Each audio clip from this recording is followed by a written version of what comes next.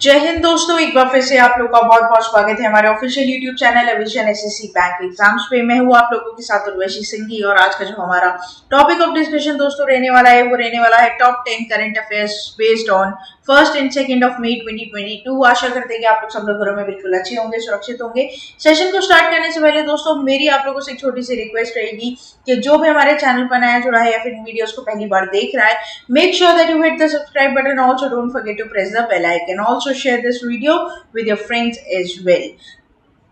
जब भी मैं कोई नई वीडियो डालूं दोस्तों या फिर जब भी आपको कोई इंफॉर्मेटिव वीडियो यहाँ पर मिलेगी तो सबसे पहले उसकी नोटिफिकेशन पाने के लिए दोस्तों आप लोग हमारे ऑफिशियल टेलीग्राम चैनल अविजन इंस्टीट्यूट के ग्रुप को भी जरूर ज्वाइन कीजिए। हम लोग यहाँ पर दोस्तों आप लोग को फ्री वीडियो लेक्चर्स प्रोवाइड करेंगे, साथ ही साथ लेटेस्ट आर्टिकल्स यहाँ पर आप लोगों को मिलेंगे। आप लोग डेली क्विज के माध्यम से अपनी प्रिपरेशन को और मजबूत बना सकते हो विजन इंस्टीट्यूट के साथ जुड़कर। साथ ही साथ आप लोग देख पा रहे हैं दोस्तों हमारे यहाँ पर आप लोगों को लैब्स मिलेंगे, यहाँ पर आप लोगों को कंप्लीट पूरी तरीके से एक स्टूडेंट को यहाँ पर टेस्ट दिए जाएंगे रेगुलर बेसिस पे ताकि आपको स्पीड टेस्ट मेंटेन कराया जा सके। Fully acid classroom with the projector आप लोगों को यहाँ पर दिखाई देगा ताकि आप लोगों की जो स्टडी है और मटेरियल है उसे हम लोग ज्यादा से ज्यादा क्या कर सके दोस्तों आप लोगों तक अच्छी तरीके से पहुंचा सके। लाइब्रेरी मिलेगी दोस्तों जहाँ पर आप आराम से बैठकर अपने सारे सोल्यूशंस और नोट्स को कवर अप कर सकते हैं। डेली करंट अफेयर्स के वीडियो आप लोगों को मिलेंगे और इसकी टेलीग्राम चैनल पर आपको पीडीएफ मिल जाएगी, ठीक है। तो ये ध्यान रखिएगा और साथ ही साथ आप लोग डाउनलोड कर सकते हैं हमारा ऐप जो कि प्ले स्टोर पर और iOS पर भी अवेलेबल है। मॉक टेस्ट आप लोग को मिलेगा, जीके कैप्सूल मिलेगा और आप लोग को जो भी नोटिफिकेशन आती है वैकेंसी की नोटिफिकेशन आती है वो सबसे पहले आप लोगों को चैनल पर मिल जाएगी और साथ ही साथ ऑनलाइन टेस्ट भी दोस्तों मटेरियल्स आप लोगों को प्रोवाइड करवा दी जाएंगे। तो देर किस बात की, जल्दी से जुड़ जाइए और अपने प्रिपरेशन को और मजबूत बना लीजिए। तो चलिए फिर स्टार्ट करते हैं आज के हमारे सेशन का पहला क्वेश्चन आपके और मेरे साथ हमारी स्क्रीन पर दोस्तों ये रहा। Which of the following constitutional body has been appointed विजय संपला as its chairperson? तो दोस्तों आप लोगों को बताना है कि इनमें से कौन सी ऐसी कॉन्स्टिट्यूशनल बॉडी है जिसने रिसेंटली विजय सांपला को दोस्तों चेयरमैन अपॉइंट किया है, ठीक है। तो यहाँ पर आप लोगों के पास क्या है, ऑप्शंस है और जो करेक्ट ऑप्शन हो जाएगा वो हो जाएगा NCSC, that is national commission for schedule cast, right. तो ये बात आप लोग को इधर क्या करनी है, ध्यान रखनी है। अब दोस्तों मैं आप लोगों को थोड़ा सा इनका बैकग्राउंड बता दूं विजय सांपला जी का। तो बेसिकली ये एक प्रोमिनेंट दलित पॉलिटिशियन है पंजाब से और इन्होंने अपना पॉलिटिकल करियर 1998 में स्टार्ट किया था एज अ सरपंच, राइट, और जालंधर कैंटोनमेंट। साथ ही साथ दोस्तों ये चेयरमैन रह चुके हैं पंजाब खादी बोर्ड के 2008 से लेकर 2012 तक और साथ ही साथ ये चेयरमैन रह चुके हैं Punjab state forest development corporation के 2014 में और साथ ही साथ ये इलेक्ट भी हुए थे लोकसभा में होशियारपुर से और साथ ही साथ दोस्तों यूनियन मिनिस्टर भी बने थे 2015 में। तो ये इनका एक थोड़ा सा बैकग्राउंड है जो मैंने यहाँ पर आप लोगों को कन्वे कर दिया है ताकि आप लोग ये सब चीजें अपने माइंड में रखें। इससे जनरल नॉलेज ही बढ़ेगी दोस्तों, कहीं ना कहीं आपके एग्जाम में आपको ये चीजें हेल्प करेगी। तो यहाँ पर हम लोग पूरी बात कर लेते हैं। BJP leader and former union minister Vijay Sampla has appointed as a chairperson of the national commission for schedule caste for a second time, right. तो ये ध्यान रखना ये सेकेंड टाइम यहाँ पर बने हैं, ठीक है। Sampla had resigned for NCSC chairman ahead of the Punjab elections and had contested the polls. The official order of the appointment was issued by the president Ram Nath Kovind, right. अब इनकी फोटो यहाँ पर दोस्तों देख पा रहे हैं। यहाँ पर विजय सांपला जी को दूसरी बार अपॉइंट किया गया है चेयरपर्सन किसका, आपका NCSC का, ठीक है। और इनका बैकग्राउंड मैंने यहाँ पर आप लोग को बता दिया है। नेक्स्ट चलते हैं क्वेश्चन नंबर 2 के ऊपर। Name the Indian actress who will grace the Cannes film festival as a member of the jury this year. तो दोस्तों आप लोग को बताना है कैंस फिल्म फेस्टिवल, ठीक है। यहाँ पर कौन सी हमारी भारतीय एक्ट्रेस है जिन्होंने इसे क्या किया है, तो एज अ जूरी यहाँ पर मेंबर रही है इस साल की, ठीक है। ऑप्शन आप लोगों के सामने करेक्ट हो जाएगा दीपिका पादुकोण, राइट। तो दीपिका पादुकोण सब जानते हैं इनको दोस्तों, बहुत ही जानी मानी हस्ती। आप इनकी फोटो यहाँ पर देख पा रहे हैं। बहुत सारी अच्छी अच्छी फिल्म्स इन्होंने की है, जैसे कि छपाक ले लो, उसे भी अवार्ड मिला गया था। बाजीराव मस्तानी को अवार्ड मिला गया है, ठीक है। और साथ ही साथ दोस्तों बहुत सारी ऐसी मूवीज यहाँ पर अभी रिसेंटली इन्होंने रणवीर सिंह के साथ शादी की और उनके साथ एक बहुत अच्छी मूवी भी इनकी है पद्मावत, ठीक है। तो काफी कॉन्ट्रोवर्शियल मूवी थी, लेकिन हाँ आप अगर इनके बारे में जानना चाहते हो, उन्होंने अपने करियर का स्टार्टिंग किया था चेन्नई एक्सप्रेस से और काफी जानी मानी हस्ती यहाँ पर हैं। तो Deepika Padukone will grace the Cannes Film Festival as a member of the jury this year, right? The actress producer has attended the prestigious film festival several times in the past in a capacity of an ambassador of a beauty brand L'Oreal, right? तो यहाँ पर दोस्तों ये ambassador भी रह चुकी है एक ब्यूटी ब्रांड की जिसका नाम है आपका L'Oreal. The jury of 75th edition of the film festival headed by the French actor Vincent Lindon who won the best actor for Cannes in 2015, right? तो ये बात भी आप लोग क्या करेंगे ध्यान रखें। कुछ की पॉइंट्स है जो यहाँ पर मुझे आप लोगों के साथ जरूर शेयर करने चाहिए दोस्तों। तो late film maker Mrinal Sen was the first Indian to serve jury member of Cannes back in 1982। साथ ही साथ Salaam Bombay director Mira Nair was a member of Cannes Film Festival jury in 1990। Author Arundhati Roy ये भी एक मेंबर रह चुकी 2000 एडिशन में, ठीक है। और साथ ही ऐश्वर्या राय बच्चन भी दोस्तों यहाँ पर इसकी जूरी रह चुकी है, मेंबर रह चुकी है 2003 में, ठीक है। और 2022 में दोस्तों आप कौन है, तो ये एक बात आपको ध्यान रखनी है, दीपिका पादुकोण, ये आपकी एक इंपॉर्टेंट पॉइंट यहाँ पर रहेगा। नंदिता दास भी दोस्तों यहाँ पर जूरी रह चुकी है 2005 में। शर्मिला टैगोर जी भी 2009 में जूरी रह चुकी है इनकी। फिर शेखर कपूर की बात करें 2010 में और विद्या बालन 2013 में, ठीक है। तो ये बात आप लोग इधर क्या करेंगे ध्यान रखेंगे। इतना ज्यादा डेप्थ में तो आपसे पूछेगा नहीं, बट हाँ डेफिनेटली एक बार इसे याद कर लीजिएगा। नेक्स्ट चलते हैं क्वेश्चन नंबर 3 के ऊपर। Dash become the first airline in Asia to land its aircraft using the indigenous navigation system Gagan. पहली ऐसी एयरलाइन बनी है पूरे एशिया में जो कि लैंड करेगा अपने एयरक्राफ्ट को using the navigation system called Gagan. आप लोगों को बताना है इसमें से कौन सा करेक्ट हो जाएगा आपका इंडिगो, ठीक है। अब दोस्तों ये बात आप ध्यान रखो। अब इंडिगो की बात करें, पहले तो इंडिगो के बारे में पूरी चर्चा करेंगे। तो यहाँ पर मैं लिख दूं, यहाँ पर जगह है दोस्तों, एक मिनट रुकिएगा। जी हाँ बिल्कुल। तो इंडिगो की बात करें तो इंडिगो के सीईओ का क्या नाम है, तो इंडिगो के सीईओ का नाम हो जाता है रोनो दत्ता। साथ ही साथ दोस्तों इसे फॉर्म किया गया था 2006 में और इसका हेडक्वार्टर हो जाता है आपका गुरुग्राम, जो कि गुड़गांव के नाम से भी जाना जाता है, ठीक है। तो Indigo becomes the first airline in Asia to land its aircraft using indigenous navigation system Gagan. You have to remember this name Gagan, right? This is a huge leap for Indian civil aviation and a firm step towards Atmanirbhar Bharat as India becomes third country in the world to have its own SBA system after the US and Japan. तो यहाँ पर दोस्तों आत्मनिर्भर भारत के तहत यहाँ पर गगन को डेवलप किया गया। अब इसे आप एक SBA सिस्टम भी मान सकते हैं, जो कि यूएस और जापान के बाद इंडिया ही ऐसे कंट्री जिनके पास है। The flight was conducted using ATR-72 aircraft and landed at Kishangarh airport in Rajasthan on Wednesday April 27 morning. दोस्तों Kishangarh airport, right, Kishangarh airport आपको अजमेर के पास में पड़ेगा, ठीक है। तो एक नया यहाँ पर स्मार्ट सिटी के तहत ये एयरपोर्ट यहाँ पर बनाया गया है दोस्तों कुछ साल पहले, और यहाँ पर इसे पहली बार, ठीक है, गगन SBA सिस्टम के द्वारा इंडिगो की पहली ATR-72 एयरक्राफ्ट को यहाँ पर लैंड किया गया using GPS added geo augmented navigation which has jointly developed with the Center and Airports Authority of India, the Indian Space Research and Organization ISRO, right? तो ये बात आप लोग इधर क्या करेंगे ध्यान रखेंगे, आपके एग्जाम के लिए काफी इंपॉर्टेंट यहाँ पर रहेगा। नेक्स्ट चलते हैं हम क्वेश्चन नंबर 4 के ऊपर। A national seminar on logistic management logism YU 2022 was held at Air Force Auditorium Dash, ठीक है। कौन से एयरफोर्स ऑडिटोरियम में यहाँ पर इसे हेल्ड किया गया है, करेक्ट ऑप्शन हो जाएगा न्यू दिल्ली। और दोस्तों इसकी पूरी बात यहाँ पर करते हैं। तो national seminar on logistic management लॉगिज्म Vayu 2022 was held on 20th of April 2022 at air force auditorium New Delhi. The chief of air staff Vivek Ram Chaudhari, ठीक है, ध्यान रखिएगा चीफ कौन है एयर स्टाफ के, Vivek Ram Chaudhari, inaugurated the seminar and delivered a keynote address. He emphasized the need of exploiting advancements in digital technologies which would aid in sustaining logistic stamina in support and operations. CAS also urged stakeholders in IAF to work towards achieving the board aims of the National Logistic Policy and Atmanirbhar goals of Government of India, right? तो ये बात ध्यान रखना, logistic के माध्यम से ये सवाल पूछा जा सकता है।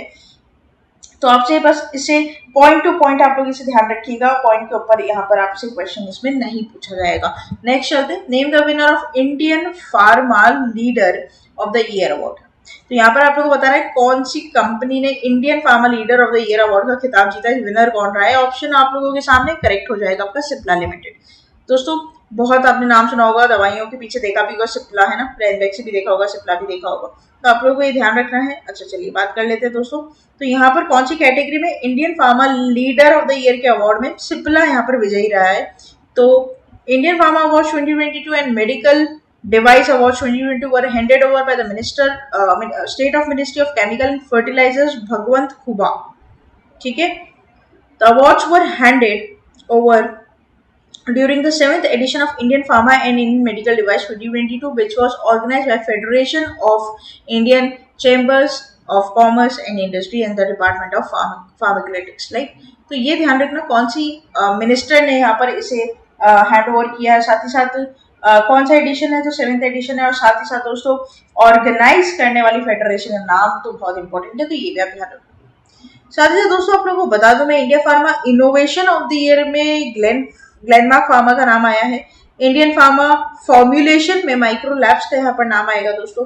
और साथ ही साथ यहाँ पर ऐसी बहुत सारी कैटेगरीज है जिसमें अलग अलग फार्मर को अवार्ड मिला है, और उस कैटेगरी को आप देख सकते हैं जाकर अविजन 24x7.com पर। ठीक है, तो वहां पर आपको सारे डिटेल मिल जाएगी। साथ ही साथ अगर आप इतनी मेहनत नहीं करना चाहते, टेलीग्राम ज्वाइन कर लीजिए और टेलीग्राम पर आपको सारी डिटेल मिल जाएगी।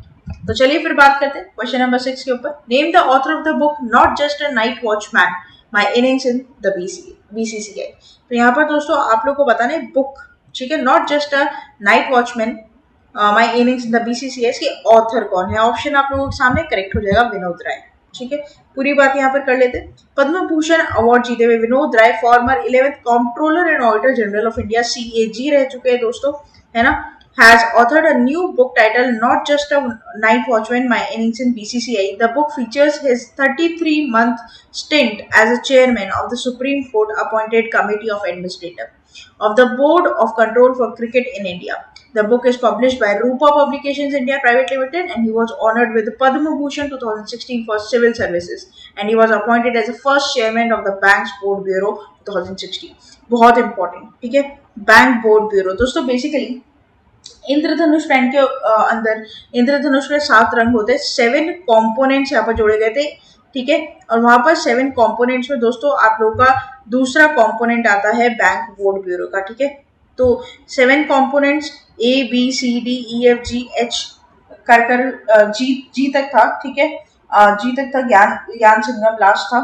तो यहाँ पर 7 कंपोनेंट्स में जो दूसरे नंबर पर कंपोनेंट आता है दोस्तों, वो आपका बैंक बोर्ड ब्यूरो था। 2016 में से स्टार्ट किया, इसके पहले चेयरमैन इन्हें बनाया गया था। तो ये एक इंपॉर्टेंट बात यहाँ पर ध्यान रखिए। अब इंद्रधनुष प्लान क्या था, इसके बारे में आप जानना चाहते हो, मुझे कमेंट बॉक्स में लिखकर बताओ। इसके ऊपर एक अलग सी वीडियो आप लोगों को मिल जाएगी कि इंद्रधनुष प्लान एक्चुअल में था क्या। ठीक है, तो ये बात आप लोग इधर क्या करेंगे, ध्यान रखिए। चलिए नेक्स्ट पढ़ते हैं क्वेश्चन नंबर 7 के ऊपर। Who among the following of the author of the book Amit Shah and the March of BJP. तो यहाँ पर आप लोग को बताना है दोस्तों कि किसने यहाँ पर ऑथर की थी book Amit Shah and the March of BJP. तो यहाँ पर करेक्ट ऑप्शन हो जाएगा अनिर्बन गांगुली और शिवानंद द्विवेदी। ठीक है, चलिए बात कर लेते हैं। तो Devendra Fadnavis former chief minister CM release Marathi book Amit Shah union minister of home affairs title Amit Shah अनि बाजपची वच्चल, that is a version of a book of March of BJP, right? ज्यादा कुछ ध्यान नहीं रखना है। देखो बुक्स एंड ऑथर में मैच द फॉलोइंग के पूछता है। ठीक है, तो यहाँ पर आप लोगों को बुक्स के नाम है, यहाँ पर आपके ऑथर्स के नाम है। कभी आपको ये दे देगा और ये पूछेगा, कभी आपको ये दे देगा और ये पूछेगा। ठीक है, तो मैच द फॉलोइंग आप लोग डेफिनेटली क्या करना, ध्यान रखना, ये आप लोग के लिए इंपॉर्टेंट यहाँ पर रहेगा। ओरिजिनली इस बुक को तो डॉक्टर अनिर्बन गांगुली और शिवानंद द्विवेदी ने लिखा है, इसे ट्रांसलेट किया गया है डॉक्टर ज्योत्सना कोल्हटकर के द्वारा। ठीक है, तो ये बात यहाँ पर देखो लिखी हुई भी है ना, तो ये भी आप लोग एक पॉइंट यहाँ पर देख सकते हैं। नेक्स्ट चलते हैं क्वेश्चन नंबर 8 के ऊपर। International jazz day celebrated every year around the world on. ठीक है, आप लोग को बताना है कि जैज डे यहाँ पर कब मनाया जाता है, हर साल पूरे वर्ल्ड में। करेक्ट हो जाएगा 30th ऑफ अप्रैल। यहाँ पर देखो थीम दी गई है, मेरी नजर से सबसे पहले थीम पर जाती है। Theme of the international jazz day 2022 का क्या हो जाएगा, a call for global piece and unity. क्या हो जाएगा, call for global peace and unity, and it focuses on the importance of unity and peace through dialogue and diplomacy, right? चलिए, according to the jazz, it recognizes on promoting peace, dialogue among cultures, diversity and respect for human rights and human dignity, eradicating discrimination, promoting freedom of expression, fostering gender equality and reinforcing the role of youth and social change. तो दोस्तों jazz day, international jazz day हर साल पूरे world में 30 अप्रैल को मनाया जाता है। 2022 की थीम यहाँ पर लिख दी गई है और थीम आप लोगों के लिए इंपॉर्टेंट रहती है, मैंने हर सेशन में आप लोगों के बारे में बताई। नेक्स्ट चलते हैं क्वेश्चन नंबर 9 के ऊपर। Among the following which commercial bank recently developed a unique digital banking platform to provide its senior customers with a simple, smooth and secure mobile banking experience। तो यहाँ पर आप लोग को बताना है दोस्तों कि कौन से ऐसे कॉमर्शियल बैंक है, ठीक है, जिसने रिसेंटली यहाँ पर एक लॉन्च किया है प्लेटफॉर्म जहाँ पर सीनियर सिटीजन को सिंपल, स्मूथ और सिक्योर तरीके से बैंकिंग एक्सपीरियंस यहाँ पर देंगे, मोबाइल बैंकिंग एक्सपीरियंस, राइट। क्योंकि देखो क्या होता है ना कि हमारे सीनियर्स अब जो है, जैसे अपने दादा दादी की बात करें हम या सीनियर सिटीजन, इतने ज्यादा टेक्नोलॉजी फ्रेंडली नहीं है वो लोग, राइट। तो उन लोगों के लिए यहाँ पर इजी बनाना चीजें, तो ऐसा यहाँ पर प्लेटफॉर्म कौन से कॉमर्शियल बैंक के द्वारा स्टेप लिया गया है आपको ये बताना है। करेक्ट ऑप्शन का हो जाएगा बैंक ऑफ बड़ौदा। कौन सा हो जाएगा? Bank of Baroda. आगे बढ़ने से पहले इस बैंक के बारे में पूरी डिटेल आपको बताएंगे। बैंक ऑफ बड़ौदा दोस्तों फाउंड किया गया था 20 जुलाई 1908 में, ठीक है। साथ ही साथ इसका हेडक्वार्टर कहाँ है? वडोदरा में, गुजरात, राइट। मैनेजिंग डायरेक्टर का नाम यहाँ पर हो जाएगा संजीव चड्ढा, ठीक है। और साथ ही साथ टैगलाइन क्या होता है? तो इंडियाज इंटरनेशनल बैंक, ठीक है। टैगलाइन क्या है? इंडियाज इंटरनेशनल बैंक, ठीक है। साथ ही साथ बहुत बहुत बहुत इंपॉर्टेंट पॉइंट, 2019 में कुछ अप्रैल का महीना था जहां तक मुझे याद है, दो बैंक ऑफ बड़ौदा के अंदर क्या की गई थी? मर्ज की गई थी। तो वो दो बैंक का नाम है दोस्तों देना बैंक और दूसरी बैंक है विजया बैंक। इन दोनों को मर्ज कर दिया गया था किसके अंदर? बैंक ऑफ बड़ौदा के अंदर, ठीक है। ये एक इंपॉर्टेंट पॉइंट है जो मुझे आप लोग को यहाँ पर बताना है। नेक्स्ट चलते हैं, पूरी डिटेल करते हैं। Bank of Baroda has launched a BOB World Gold, a new feature for BOB World mobile banking platform for seniors and elderly, and it is a unique digital platform that has been designed to prove or provide its senior customers with a simple, smooth and secure mobile banking experience, right? तो ये बात आप लोग अंदर क्या करना, ध्यान रखना। अब इसमें क्या होगा, बेसिकली इसके इंटरफेस को सिंपल किया जाएगा, ठीक है, एकदम सिंपल यूज, मतलब एकदम लिखे हुए रहेंगे जहाँ पर जो भी चीज है। कस्टमाइज यहाँ पर एक अब अहम मुद्दा है कि यहाँ पर प्रेफरेंसेस को, जो भी सीनियर सिटीजन्स के प्रेफरेंसेस को वहां पर देख लिया जाएगा कि बंदा भाई ऐप में बार बार क्या खोलता है, कि मान लो कि बार बार पासबुक चेक कर रहा है या फिर बहुत ज्यादा ट्रांजेक्शन कर रहा है, तो उसी हिसाब से वो अपने आप अब ऐप क्या कर लेगा, कस्टमाइज कर लेगा। और दोस्तों यहाँ पर वो ये भी रिकग्नाइज कर लेगा कि यहाँ पर उसके जो एज है, जैसे मान लो कि कोई अभी 57 में चल रहा है, ठीक है, अब 3 साल बाद वो 60 का हो जाएगा, तो ये ऐप डेफिनेटली उसको रिकग्नाइज कर लेगा 3 साल बाद कि ये बंदा सीनियर सिटीजन हो चुका है और इसे वही सब फैसिलिटीज वहाँ पर दी जाएगी। और अगर 60 और 60 के अबव है तो उसे एक अच्छा एक्सपीरियंस यहाँ पर देखने मिलेगा। बहुत अच्छी यहाँ पर बात ली गई है बैंक ऑफ बड़ौदा के साथ, ताकि जो बैंकिंग है और उसका एक्सपीरियंस काफी अच्छा हो सके इंडिया में। नेक्स्ट चलते हैं last question of this session के ऊपर। What amount of total fund outlay has been approved by World Bank for its India's Mission Karam Yogi program? Option आप लोग के सामने, टोटल फंड आउटले बताना है कितना, 47 मिलियन, राइट, डॉलर्स। यहाँ पर पूरी बात कर लेते हैं दोस्तों। तो world bank has approved the $47 million projects to support government of India's mission करम योगी, a national program to build civil service capacity. There are nearly 18 million civil servants employed across India and will approximately two-thirds of the state government and local authority levels. ठीक है, तो यहाँ पर जो बात ध्यान रखनी है, ये पहली पॉइंट कि कौन से प्रोग्राम के लिए, तो मिशन कर्मयोगी। दूसरा, फंड आउटले कितना था, और तीसरा किसने दिया है भाई, तो वर्ल्ड बैंक। अब वर्ल्ड बैंक का एक और दोस्तों नाम है, आप लोगों को पता होनी चाहिए अगर आपने मेरे सेशन को बहुत अच्छे से देखा है तो, IBRD, ठीक है। इसका फुल फॉर्म होता है आपका international bank for reconstruction and development, ठीक है। साथ ही साथ इसका एक ब्रेटन वुड ट्विंस है जो कि है IMF, ठीक है। अगर इसके बारे में आप लोग डिटेल जानना चाहते हो मुझे कमेंट बॉक्स में लिखकर बताओ, सेपरेट वीडियो आपको यहाँ पर मिल जाएगी। तो ये था हमारा पूरा टॉप 10 करंट अफेयर्स का सेशन। आशा करते हैं कि सेशन आप लोग को अच्छा लगा होगा। और दोस्तों यहाँ पर एक बहुत अच्छी बात यहाँ पर लेकर आया है कि अगर आप 1 मंथ का प्लान यहाँ पर क्या करते हैं, सब्सक्राइब करते हैं, तो यहाँ पर आप 33% रुपीज यहाँ पर सेव कर सकते हैं, जो कि आपको 199 रुपीज में अवेल किया जाएगा। और 12 महीने का प्लान अगर आप लोग सब्सक्राइब करते हैं तो यहाँ पर 45% की बचत हो जाएगी दोस्तों, और वो प्लान आपको 599 रुपीज में अवेल करवा दिया जाएगा। तो देर किस बात की, यहाँ पर आप लोग फटाफटी से क्या कर लीजिए दोस्तों, खरीद लीजिए, ताकि आप लोगों की प्रिपरेशन जो है वो अविजन इंस्टीट्यूट के साथ मिलकर एक नई आसमान छुए, कुछ नई चीजें आप लोग को यहाँ पर सीखने को मिले, और साथ ही साथ जितने भी रिस्पेक्टिव फैकल्टीज है वो एनी टाइम आप लोगों की हेल्प करने के लिए हमेशा हाजिर रहेंगे। ठीक है, तो आप लोगों को सारी चीजें यहाँ पर बता दी जाएगी। कोई भी दिक्कत आती कमेंट बॉक्स में लिखकर बताओ। साथ ही साथ आप लोग हमारे आने वाले और प्रोग्राम्स या फिर जो भी लॉन्च हो रहे हैं प्रोडक्ट्स, उन्हें भी दोस्तों जरूर देख पाएंगे इसी चैनल पे, जो कि एक ऑफिशियल यूट्यूब चैनल है हमारे ग्रुप का। तो यहाँ पर आपको सारी नोटिफिकेशंस मिल जाएगी। तब तक के लिए आप लोग बने रहिए हमारे साथ। Thank you so much and have a nice day.